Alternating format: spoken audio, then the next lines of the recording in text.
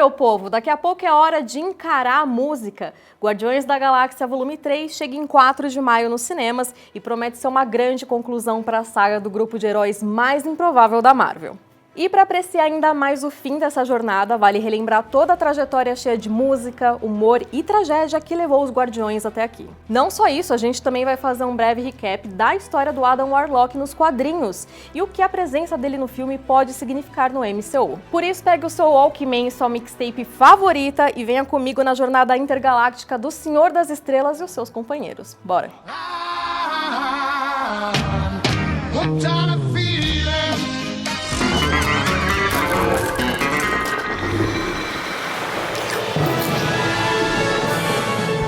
Mas antes de relembrar a jornada dos Guardiões da Galáxia, lembra de curtir o vídeo, clicar no sininho e assinar o canal. Nossa história começa em 1988, com o mini Peter Quill ouvindo o volume 1 de uma mix incrível de músicas no seu Walkman. Ele está fazendo isso para lidar com o que é, pelo menos por enquanto, o pior dia da vida dele, já que a sua mãe, a Meredith, está nos seus últimos momentos de vida depois de uma luta contra o câncer. A mãe dá um presente para ele que só deve ser aberto quando ela se for. E ela também diz que em algum momento o pai dele, que ela diz ser um ser de luz, vai vir buscá-lo. O menino não consegue lidar com a morte da mãe e sai desesperado do hospital. E esse é o momento em que a vida de Peter Quill se torna bem mais esquisita. Corta para 26 anos depois e reencontramos um Peter adulto, ainda com seu Walkman e sua mixtape, mas certamente bem mais inescrupuloso do que quando ele era criança. Explorando as ruínas do planeta Morag, Peter encontra um orbe misterioso. Infelizmente, ele não é o único que está procurando por isso. E é aí que descobrimos que o Peter também atende por um outro nome. Star-Lord. Who? Star-Lord, man. Legendary outlaw. Guys, move! Bom, ele tenta, né? Fora de lei lendário ou não, ele consegue ali aos trancos e barrancos fugir com o artefato na sua nave, a Milano. Só que tem um probleminha. Era para ele dar esse artefato pro Yondo, líder dos saqueadores e o cara que raptou ele da Terra tantos anos atrás. Só que o Peter não tá mais muito afim de trabalhar com alguém que diz que os seus subalternos queriam devorar ele quando criança. O Yondo coloca uma recompensa de 40 mil créditos para capturar o Senhor das Estrelas vivo, chamando a atenção de vários mercenários pela galáxia. E entre eles, um bichano falante chamado Rocky, que pode até parecer um guaxinim, mas ele não gosta de ser chamado assim. E o Groot, que é uma árvore falante de um jeito bem específico. I am Groot. I am Groot. I am Groot. Já o Korath, o cara que encontrou o Peter em Morag, trabalha para o Ronan, o acusador, que por sua vez trabalha para um certo Thanos. As filhas adotivas do Titã e Nepo Babies espaciais, Gamora e Nebulosa, também servem de capangas do Ronan. A Nebulosa recebe a missão de pegar o orbe, mas a Gamora se oferece para o trabalho para o grande desgosto da irmã. E assim, o Senhor das Estrelas, Gamora, Rocky e Groot acabam indo parar em Zendar, todos com motivos antagônicos. E as coisas não terminam bem.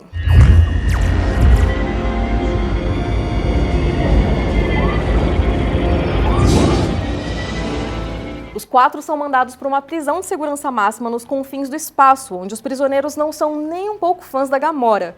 Entre eles está o Drax, o Destruidor, que tem bons motivos para se vingar de uma associada ao Ronan, já que ele perdeu toda a sua família graças a ele. Mas como a Gamora planeja atrair o Acusador e o Thanos para vender o orbe para um comprador, o Peter convence o Drax de poupar ela e usá-la como uma isca para atrair o Ronan. He's coming back for her. And when he does, that's when you... Why would I put my finger on his throat? What? Drax é um cara literal, afinal de contas. Depois de um plano engenhoso do Rock envolvendo a torre de vigilância, os 5 escapam da prisão, não sem antes pegar suas coisas, incluindo um certo toca-fitas. O grupo precisa encontrar algum interessado em comprar a orbe, e o principal candidato é Tivan, um colecionador que vive em lugar nenhum, uma cabeça de celestial transformada em estação espacial. Lá, ele revela o que está dentro do orbe, uma joia do infinito. Before creation itself, there were 6 singularities. Then the universe exploded into existence, and the remnants of these systems were forged into concentrated ingots. A partir daí, uma série de coisas dá errado. Uma funcionária / escrava do colecionador vira uma mulher-bomba num ato contra a exploração no trabalho. O Drax fica bêbado e manda um zap convidando o Ronan pra briga. E a Gamora tenta escapar com um orbe, mas tem a sua nave destruída e a joia tomada pela nebulosa. Vendo a Gamora prestes a morrer no espaço, o Peter faz o que muitos de nós fariam. Ele pede carona pro pai. Yondu! Yondu! This is Quill! My coordinates are 227 K32. Quill, what are you doing?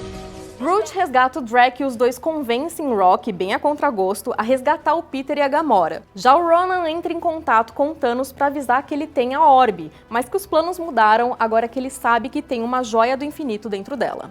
E pra que pedir pro Thanos destruir Zendar quando você mesmo pode fazer isso? Enquanto isso, a reunião entre Peter e Yondu não vai muito bem. A Gamora tenta apelar para o lado sentimental do Yondu, que não dá muito certo, mas o Peter sabe exatamente por onde conquistar o coração do Yondu. Pelo bolso, né? Depois de convencer ele de que é possível roubar a joia de Ronan, os dois são reunidos com Drax, Rock e Groot, depois de os três ameaçarem explodir a nave do Yondu. Com os 5 juntos novamente, a questão agora é como eles vão conseguir pegar a joia do Ronan. Mesmo com o Rock dizendo abertamente ser uma missão suicida, eles concordam em lutar juntos mais uma vez. E dessa vez por uma causa maior do que eles mesmos. O plano é invadir a nave do Ronan, impedir que ele pouse em Zendar, matá-lo com uma das armas do Rock e pegar a joia. Peter também entra em contato com a Tropa Nova, que se convence de que ele e os saqueadores não são 100% escrotos, e se juntam à batalha formando um bloqueio contra a nave do Ronan. Infelizmente, o poder da joia é forte demais e Ronan destrói várias naves cheias de figurantes.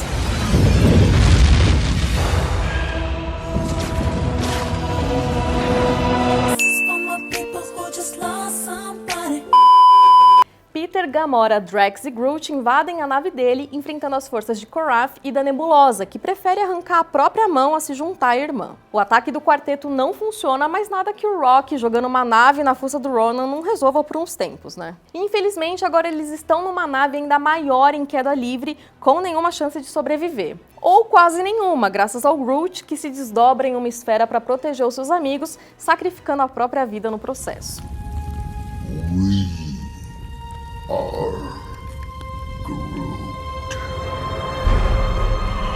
Infelizmente, o Ronan também sobrevive à queda. Quando tudo parece perdido, Peter usa sua última cartada, algo que aprendeu com um dos maiores heróis da Terra, o grande Kevin Bacon. Ele dança. What are you doing? Dance off, bro! Me and you! E ao dançar, ele destrói o Ronan o suficiente para que o Rock e Drax destruam o martelo com a joia do infinito. Peter pega a joia, mas não é imediatamente aniquilado. Ainda assim, ele não consegue conter o poder dela por si só. Mas nada que não possa ser conquistado pelo poder da amizade. Ronan é destruído e a joia é guardada novamente. Infelizmente, também é hora de pagar o Yondu e Peter é forçado a entregar o orbe. Bom, ele entrega um orbe, não que o Yondu tenha ficado muito irritado depois de descobrir a trollada. Peter também finalmente tem coragem o suficiente para abrir o presente que a mãe entregou antes de morrer, que era uma nova mixtape especial para o filho. A gente também descobre que o Senhor das Estrelas não é uma brisa do Peter, mas também é um apelido que a mãe tinha dado para ele. Ah, e claro, a gente não pode esquecer do bebê Groot, né?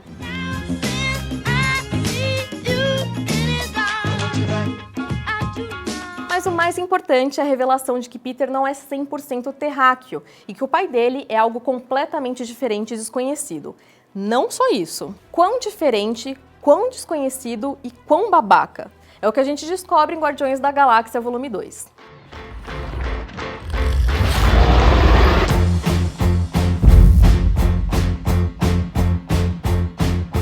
O segundo filme começa ainda mais cedo do que o primeiro, em 1980, e mostra o romance entre Meredith Quill e o Homem do Espaço por quem ela se apaixonou. E bom, difícil não ficar apaixonado por alguém que tem a cara do Kurt Russell, né? 34 anos depois, os Guardiões defendem um planeta de uma raça chamada Os Soberanos, de um invasor intergaláctico. A recompensa? A nebulosa, que ainda é procurada em Zendar. Já o Rock decide que seria uma boa roubar as mesmas baterias especiais que eles estavam protegendo e que a nebulosa foi pega roubando. Mas os Soberanos logo descobrem e aí dá ruim. Na fuga, Peter e o Rock se antagonizam para decidir quem vai pilotar Milano. Quando a nave está prestes a ser destruída, uma figura misteriosa acaba com toda a frota dos Soberanos de uma vez só. A Milano acaba tendo que fazer um pouso de emergência no planeta Burr-Heart, onde o Salvador dos Guardiões se apresenta propriamente.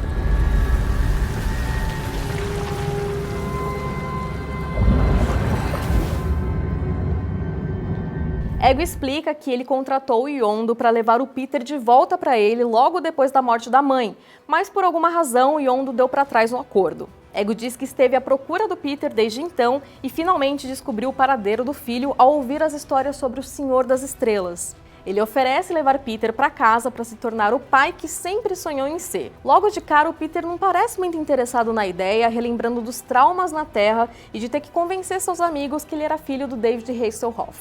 A Gamora convence ele a dar uma chance ao pai, e se ele for um impostor ou um vilão, eles podem simplesmente matá-lo. Que é um jeito prático de resolver os problemas, né?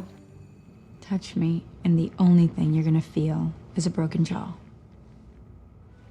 Os Guardiões acabam se separando, Peter, Drax e Gamora vão junto com Ego e a sua servente, a Mantis. Já o Rock e o Groot ficam para trás na Milano para reparar a nave e ficar de olho na nebulosa. Enquanto isso, a sacerdotisa Ayesha, líder dos Soberanos, se encontra com Yondo e oferece uma recompensa pela captura dos Guardiões. A gente também descobre que a facção dele, dos Saqueadores, foi exilada pelo resto da organização, justamente por terem sequestrado Peter quando ele era pequeno, algo que vai contra o código deles. If you think I take pleasure in exiling you, you're wrong. You broke all our hearts. Os Saqueadores encontram a Milano e, apesar de deixar várias armadilhas, o Rock logo se vê cara a cara com a flecha do Yondo. Pra sorte dele, o Yondo não tem interesse em entregar os Guardiões. Pro azar dele, o Kraglin não aguenta mais e reclama sobre o quanto seu capitão protege o Peter, não importa quantas vezes ele é traído. Sem querer, ele acaba criando um motim e a nebulosa se liberta e apaga o azulão. Já no planeta do Ego, Peter e seu pai começam a se conhecer melhor. O Ego revela que ele é um celestial, que por milhões de anos construiu um planeta ao redor de sua forma inicial e depois partiu em busca de outras formas de vida. Não muito depois, ele conheceu e se apaixonou pela Meredith. No começo, Peter ainda fica ressentido, já que ele teve que ver a mãe morrer enquanto o pai viajava pela galáxia. Mas os dois se conectam depois que o Ego começa a ensinar os seus poderes celestiais para ele. Só que a Gamora começa a sentir que tem algo de errado aí nesse rolê todo, especialmente porque a Mantis parece querer contar alguma coisa, mas ela tem medo de dizer abertamente. O Rock e o Yondo, enquanto isso, são presos pelos Saqueadores amotinados, liderados pelo patético Taserface. A tripulação leal ao Yondo é ejetada pelo espaço, enquanto a dupla é presa para serem mandados para os Krees. Com a ajuda do Groot, mas principalmente do Kraglin, os dois se libertam e as coisas terminam mal para os traidores. Só que antes de morrer, Taserface envia as coordenadas da nave de fuga do Yondo para Ayesha e para os Soberanos. That's Mondu ass. Yeah, I was pretty sure he didn't know what you were talking about. You have to explain it more careful. A nebulosa, enquanto isso, pega uma nave e vai até o planeta do Ego para partir para cima da Gamora. E depois de muito tiro e porrada, há um entendimento maior ali entre as duas irmãs. Do not tell me what I want. I don't need to tell you what you want, it's obvious. You were the one who wanted to win, and I just wanted a sister. As duas também descobrem o segredo terrível do planeta do Ego, uma pilha de cadáveres, todos meio-irmãos do Peter, levados a ele pelo Yondo. Acontece que o nome Ego é extremamente apropriado, porque o verdadeiro objetivo do pai do Peter é o de trocar toda a vida da galáxia por ele mesmo. Para isso, ele precisa de um filho com a gene celestial. Depois de ter mais crianças ilegítimas que um jogador de futebol, ele finalmente encontra o que ele queria no Senhor das Estrelas. Tudo parece estar indo exatamente como o Ego quer, exceto quando Peter pergunta sobre sua mãe. E é aí que o Ego acaba falando mais alto. It broke my heart to put that tumor in her head.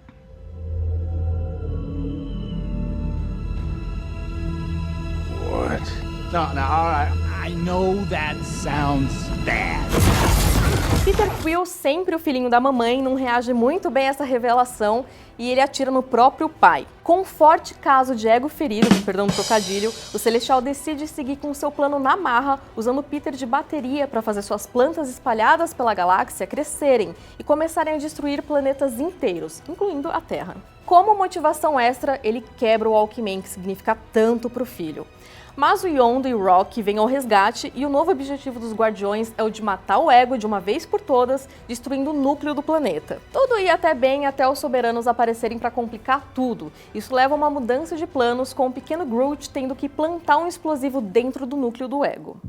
I am Groot. I am Groot. That's right. I am Groot. No! No, that's the button that will kill everyone!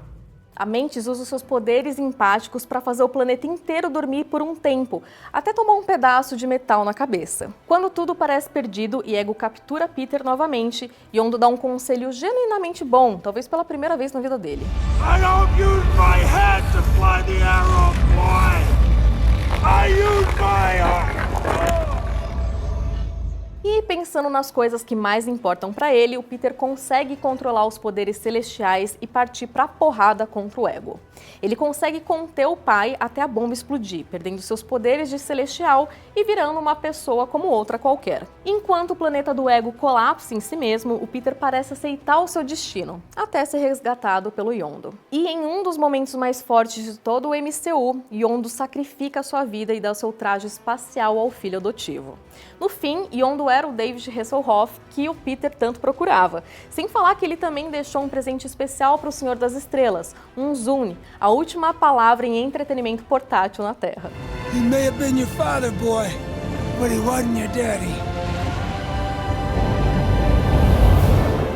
A Gamora oferece à Nebulosa a chance de se juntar aos Guardiões, mas ela prefere ir atrás de Thanos. No fim, o grupo observa Yondu receber um funeral digno de saqueador, com direito aos seus velhos companheiros prestando uma última homenagem ao ouvir sobre o seu sacrifício.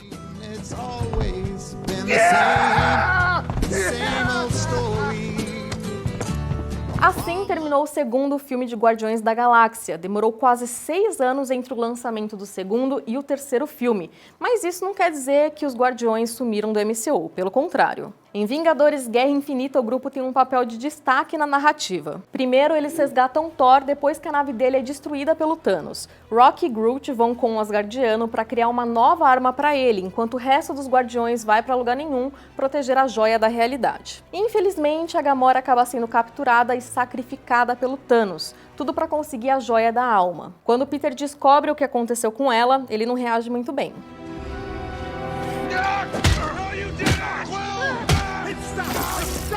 Depois que o Thanos estala os dedos, só o Rock, a Nebulosa e o Kraglin não são apagados do núcleo dos Guardiões.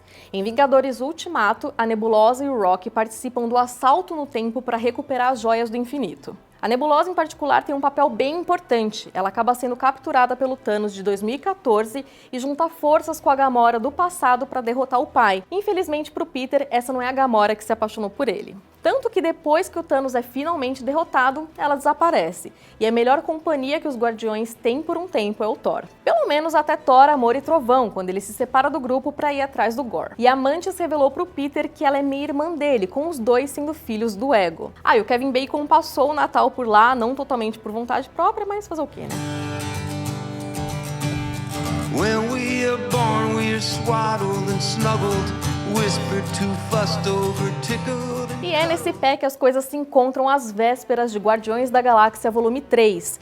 E essa aventura final vai contar com um personagem que pode ser tanto a principal ameaça, quanto uma grande aliança para os Guardiões. E é claro que eu tô falando do Adam Warlock, que teve a sua existência revelada na última cena do volume 2 e que é interpretado no novo filme pelo Will Poulter. Criado em 1967 nas páginas do Quarteto Fantástico do Stan Lee e do Jack Kirby, Warlock no começo era conhecido apenas como ele.